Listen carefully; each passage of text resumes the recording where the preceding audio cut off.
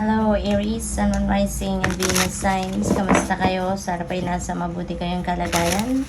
Welcome back po sa 88 Tarot. Kung bago kayo dito, welcome din kayo. Thank you po sa inyong support. I truly appreciate it. God bless you all.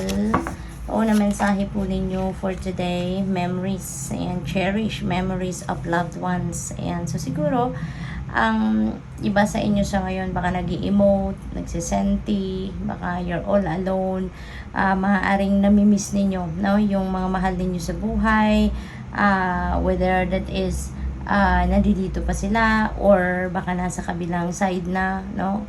Other side of mundo, so maaaring namimiss mo sila, no? So regardless whether they are still here or not, namimiss mo sila. So maybe you're all alone, no? Sa ngayon, you're lonely at baka siguro nagtatrabaho kayo sa malayong lugar, no? And maybe wala kayong means, no, para makita sila in person, maaaring ganon at this time. Kaya parang may lungkot, no, na nararamdaman ng iba sa inyo. Friendship, and sabi dito, nurture your relationships, lalo-lalo na ang inyong mga friendly relationships, no? So siguro ang iba sa inyo dito medyo matagal na hindi kayo siguro nagkikita-kita or nagkakausap ng mga kaibigan ninyo.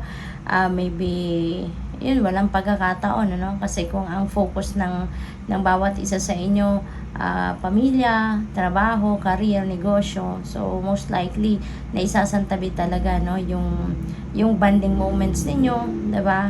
As friends. But ngayon, maaaring magkakaroon kayo ng opportunity para makapag-bonding. Maaaring ngayon magkakaroon kayo ng opportunity para kayo ay magkasama-sama, no?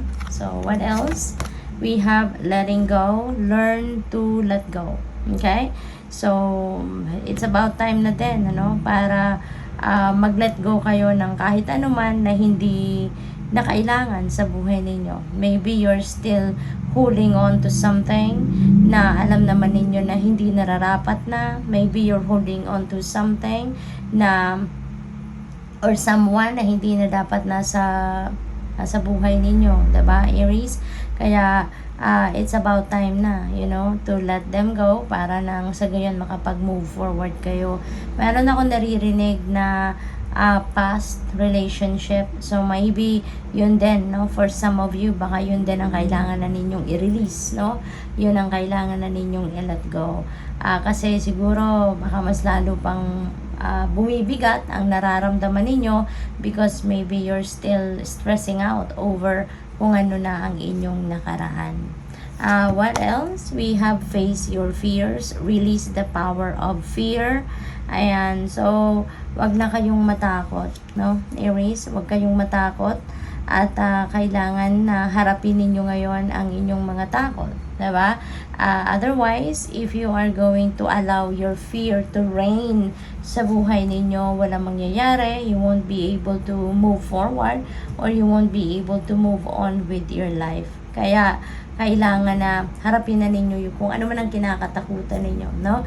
You need to let them go. You need to release it, no? Para makalaya na kayo from your takot and wala nang mag-hold back sa inyo, no? Wala nang pipigil pa sa inyo para sa pag-asenso ninyo, para sa pag-move on ninyo sa buhay. Alright? We have money. Find a way to abundance. Ayan. So siguro meron ditong Aries, merong bagong money path that is bagong money path na naghihintay sa inyo, no? And maybe that is yet to be discovered, that is yet to be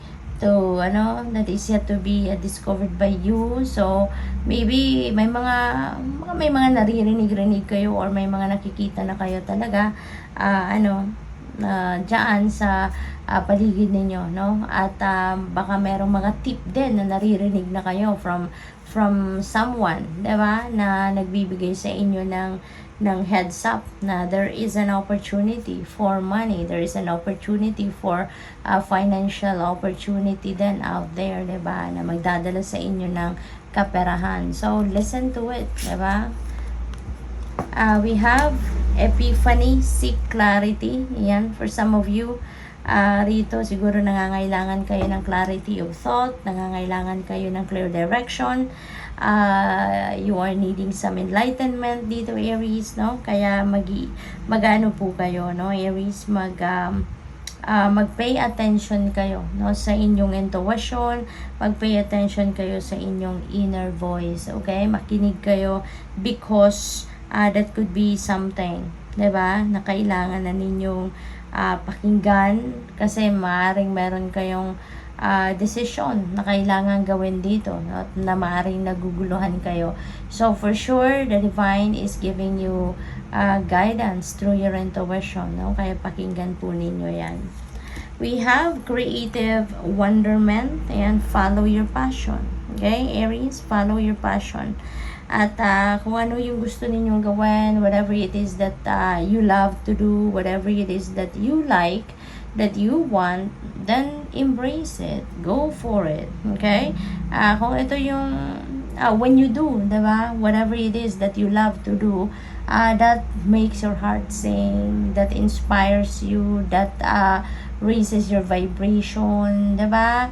Kaya kung ano yung gusto ninyo, whatever it is that will make your soul happy, go for it. Aries, wag na kayong matakot. Okay? Wag na kayong matakot na i-embrace kung ano man yung mga bagay na gusto ninyong gawin. Diba? Whatever it is, no, that interests you most. Dragon, discover your courage. Ayan. Tapos sa taas din si face your fears. So, Aries, definitely. No, ito yung kailangan na ninyong gawin. Maaring matagal na kayong nag-hold back because of your fear na yan. No? Kaya ito, sabi, discover your courage. No? Dahil innate sa atin yan. Innate sa atin lahat ang courage and inner strength. It's just that kailangan lang natin buhayin ito. Kailangan natin gisingin ito sa sarili natin. Okay? So, good luck to you. Thank you for watching. Love and light. Namaste.